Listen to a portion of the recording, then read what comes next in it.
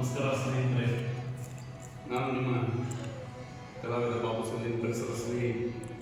ಇವತ್ತಿನ ದಿವಸ ಈ ವಿಡಿಯೋ ಮಾಡೋ ಕಾರಣ ಏನಂದ್ರೆ ವಿಶ್ವ ಪರಿಸರ ದಿನಾಚರಣೆ ಇವತ್ತಿರೋದ್ರಿಂದ ಜೂನ್ 5 ನಾವು ಎಲ್ಲರೂ ಇವತ್ತು ಫೇಸ್ಬುಕ್ ಆಗಿರ್ಬೋದು, ವಾಟ್ಸಪ್ ಆಗಿರ್ಬೋದು, ಈ ಥರ ಎಲ್ಲ ನೋಡಿದ್ದೆ. ನಾನು ಮೆಲುಕು ಹಾಕಿದಾಗ ಎಲ್ಲರೂ ಪರಿಸರ ದಿನಾಚರಣೆಯ ಶುಭಾಶಯಗಳನ್ನು ಕೋರಿದ್ರಿ. ಅದು ಬಹಳ ಖುಷಿ ತರುವಂಥ ಒಂದು ವಿಷಯ. ಆದರೆ ತಾವು ಈಗ ತಾನೇ ಜನವರಿ, ಫೆಬ್ರವರಿ, ಮಾರ್ಚ್, ಏಪ್ರಿಲ್ನಲ್ಲಿ ಬೇಸಿಗೆ ಅಂಶಗಳನ್ನು ನೋಡಿದ್ವಿ.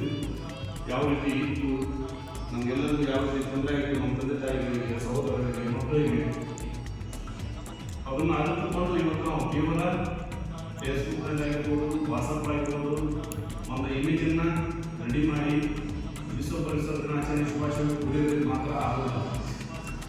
ಅದಕ್ಕೆ ದಯವಿಟ್ಟು ಎಲ್ಲರೂ ನಾನು ಕಳಕಳಿಯ ಮನವಿ ಏನಂದರೆ, ಎಲ್ಲರನ್ನ ಬೆಳಗಿನ ಮಹಾಜನತೆ ಒಂದು ಸಸಿಯನ್ನು ನೆಟ್ಟು ಅದರ ಪೋಷಣೆ ಪಾಲನೆ ಮಾಡುವ ಮೂಲಕ ಪರಿಸರ ದಿನಾಚರಣೆ ಆಚರಿಸಬೇಕು. ಹಾಗೂ ಮುಂದಿನ ಪೀಳಿಗೆಗೆ ನಾವು ಒಳ್ಳೆಯ ಪರಿಸರವನ್ನು ನೀಡೋಣ. ಮುಂದಿನ ಭವಿಷ್ಯದ ಏನು ಬೇಸಿಗೆಯಲ್ಲಿ ನಮ್ಮ ಬದುಕಿನ ಏನು ಇವತ್ತು 43-44 ಡಿಗ್ರಿ ಏರ್ತಾ ಇದೆ ಬಿಸಿಲು, ಅದನ್ನು ತಗ್ಗಿಸುವ ಹಾಗೂ ತಗ್ಗಿಸುವಂಥ ಒಂದು ಕೆಲಸವನ್ನು ನಾವೆಲ್ಲರೂ ಕೂಡಿ ಮಾಡೋಣ. ದಯವಿಟ್ಟು ತಮ್ಮಲ್ಲಿ ಮತ್ತೊಮ್ಮೆ ವಿಶ್ವ ಪರಿಸರ ದಿನಾಚರಣೆ ಅಂಗವಾಗಿ ಕೇಳ್ಕೊಳ್ಳೋದೇನೆಂದರೆ, ಎಲ್ಲರೂ ಸಸಿ ನಡಿ. ಒಂದಾದರೂ ತಮ್ಮ ಮಕ್ಕಳ ಹೆಸರಲ್ಲಿ ಸಸಿ ನಡಿ, ತಮ್ಮ ತಂದೆ ತಾಯಿ ಹೆಸರಲ್ಲಿ ಒಂದು ಸಸಿ ನಡಿ. ಈ ರೀತಿ ಅವೆಲ್ಲರೂ ಒಂದೊಂದು ಸಸಿ ನೆಟ್ಟರೆ ಗದಗ ನಗರ ಹಚ್ಚ ಹಸಿರಾಗುತ್ತೆ.